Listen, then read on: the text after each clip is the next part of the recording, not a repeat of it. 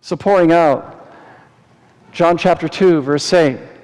When the water was drawn out, he said, draw out the water and give to the governor of the feast.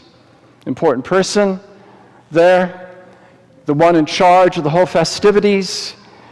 And he has not even had the opportunity yet to know there is no wine. So this is happening immediately. I think we heard recently about immediately and how that is with purpose. And God moves with a purpose. And Jesus moves with a purpose. So all these attendants, they came together. They filled the vessels up to the brim with water.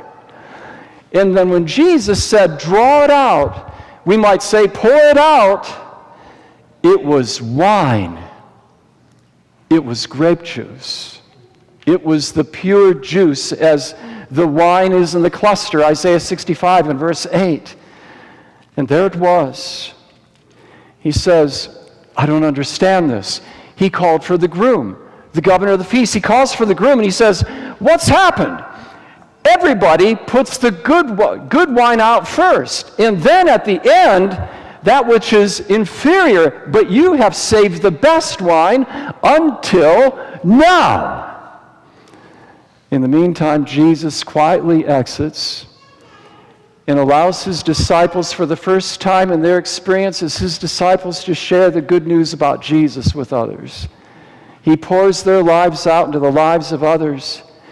And Jesus is quietly gone on his way, and they meet again in Capernaum. But I want to be poured out for Jesus' sake. How about you? The more you're poured out with God's love, the more new wine you will receive.